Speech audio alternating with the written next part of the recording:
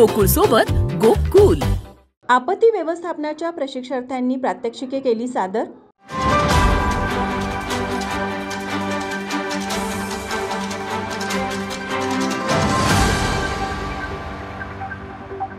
पूर व्यवस्थापन प्रशिक्षण कार्यक्रमाच्या पहिल्याच दिवशी जिल्हाधिकारी अमोल येडगे यांनी आपत्ती व्यवस्थापन प्रात्यक्षिकांची पाहणी केली। पूर स्थिती उद्भवल्यास तात्काळ प्रतिसाद देता यावा यासाठी तयारी ठेवावी, तसेच आवश्यक साहित्य सुसज्ज ठेवण्याच्या सूचना त्यांनी आपत्ती व्यवस्थापन टीम व उपस्थित स्वयंसेवकांना दिल्या।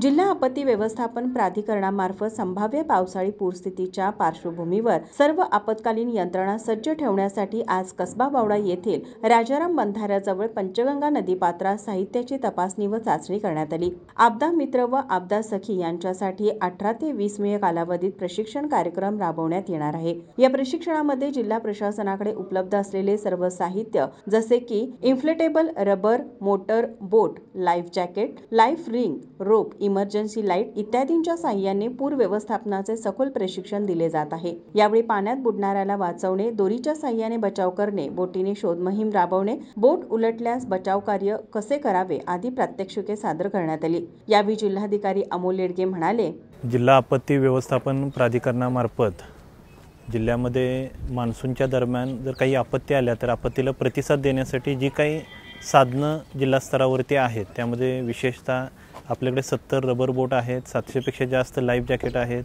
लाईफ सेव्हिंग रिंग्ज आहेत, इन्फ्लेमेबल लाईट्स आहेत। ही सर्व साधनं सुस्थितीत असावीत म्हणून दरवर्षीप्रमाणे आज आपण ह्या सर्व साधनांची तपासणी, त्यांचा आवश्यक तो मेंटेनन्स आपण आज ठेवलेला आहे। त्यासोबतच आपल्या जिल्ह्यामध्ये 2000 पेक्षा जास्त स्वयंस्फूर्तीने आपत्तीमध्ये लोकांच्या सेवेसाठी हजर राहणारे व्हॉलेंटियर पण आपल्याकडे आहेत। त्यापैकी 200 व्हॉलेंटियरचं ट्रेनिंग आत्ताच रायगडमध्ये झालं। हे सर्व आपदा मित्रसुद्धा त्यांचीसुद्धा जी काही तयारी आहे, त्यांचं जे प्रशिक्षण आहे आणि या सर्व साधनांची तपासणी करण्याचं काम आज सुरू केलेलं आहे।